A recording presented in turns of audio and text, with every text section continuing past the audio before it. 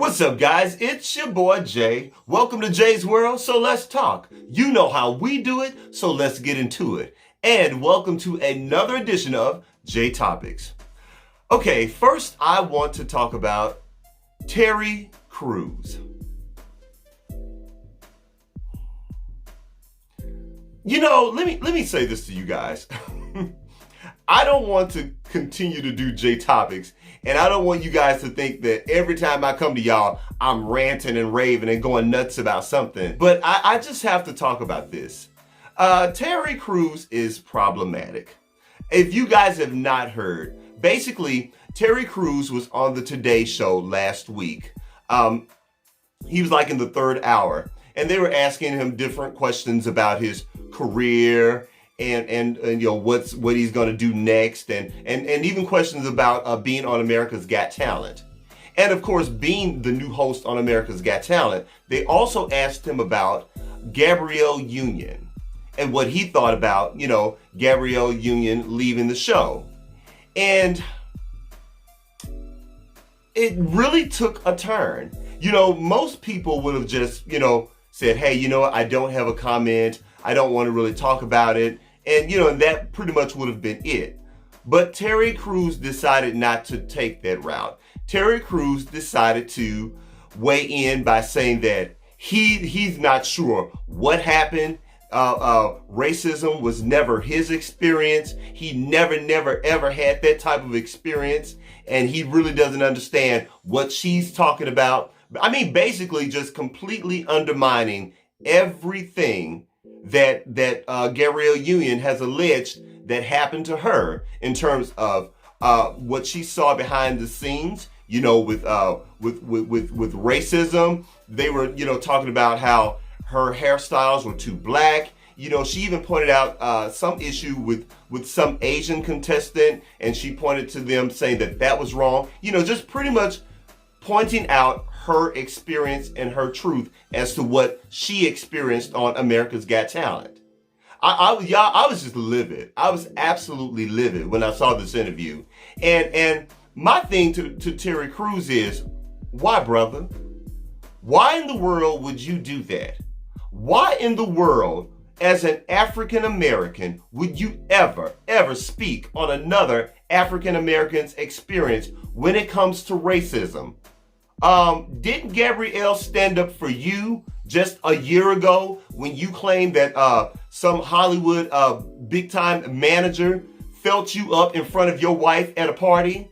You completely enthralled yourself into that whole Me Too thing. You had black women from everywhere coming to your defense. You even had white women coming to your defense. Hell, I was coming to your defense, brother. And then when you threw Gabrielle Union up under the bus the way you did, completely undermining everything that woman said happened to her, I was just done. Y'all, I was completely done with Terry Crews. And I was like, I would never defend this brother again. Like, seriously.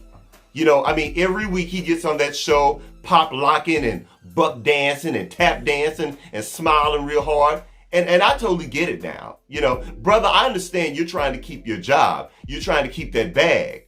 But for you to do that to another African American was completely out of order, and it was out of line. I'm sorry. Within the African American culture, there are just certain things that we already know not to do. And I want to give a special shout out to my boy, Nick Cannon, because they interviewed him on Vlad TV. You can actually see that interview right here on YouTube. But Vlad TV interviewed Nick Cannon, and Nick Cannon was completely against it. Nick Cannon was like, you know, what's up, bruh? Why did you do that? Nick Cannon was one of those people that stood up for Terry Crews as well when he went through his whole Me Too situation. Y'all, it was just foul. It was just really foul. And I'm still mad about it. So, look, and that's all pretty much I have to say about it. You guys let me know. Have you guys seen that interview? What do you feel about this situation? It's just foul. And it's just so wrong. And it's just completely out of order.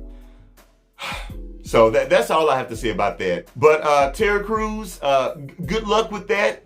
I don't know why you're caping so hard for NBC. This is a network that dissed not only Gabrielle Union, this is a network that also dissed Tamron Hall. Do you remember that? This is a network that also dissed Steve Harvey, which he had it coming anyway. So, but if you feel that all your buck dancing and your head scratching, if you feel that that's going to keep your job, fine, go for it. Do you, brother. But as far as I'm concerned, I'm officially through with Terry Crews.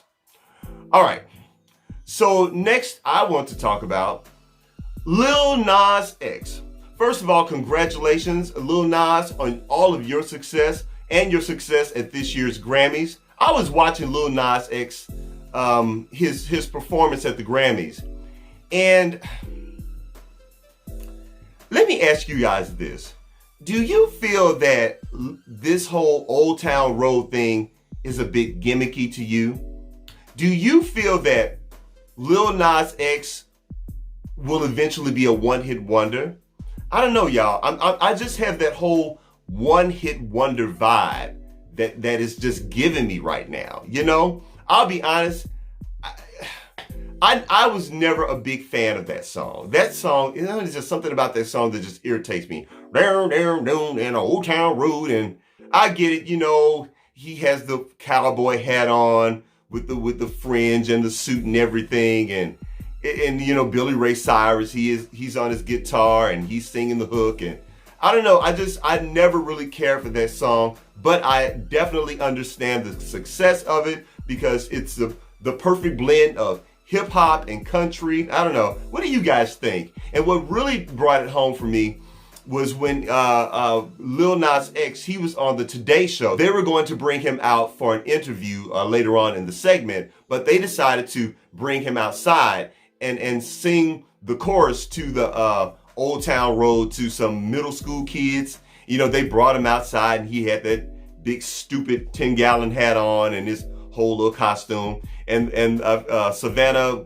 I forget her last name, Guthrie, I believe, she was like, Lil Nas X, all of these middle schoolers are out here and they want to sing Old Town Road to you. And all the kids, da, da, da, da, Old Town Road. And, you know, he was like, and he was, I don't know, I just saw something in his eyes that told me that he's kind of sick of this song.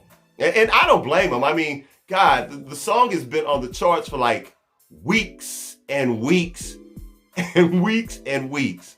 And then later on, when they actually sat him down and interviewed him, you could tell that he was still going through the motions and he was being very polite. You know, he seems like a really nice guy, very polite young man. And I didn't realize he was that young. Like, he literally just turned 20 years old. So, I mean, and like I said, he was just being very polite and going along with the interview. But I could tell it just in his eyes that he's just kind of over it. And I feel that he really wants to move past this Old Town Road, country down type of a thing with this song. And I'm just curious to know, who is Lil Nas X as an actual artist? Because other than this song, I really don't know much about him. And I'm just wondering, once he finally gets past this song, who will he be? And what is his sound? Or will he continue with the whole country twangy thing? Because right now it's just coming across like a gimmick. It really is. It's just coming across like a gimmick, and I'm just hoping that it won't be a one-hit wonder for him. I don't know, guys. I just have that feeling that Old Town Road is going to be a huge one-hit wonder for him. And I just feel many years from now, we're going to be saying, you know, whatever happened to Lil Nas X. So I don't know. What do you guys think? Do you think that Old Town Road will be something that Lil Nas X will be able to get over, or will he be just another one-hit wonder?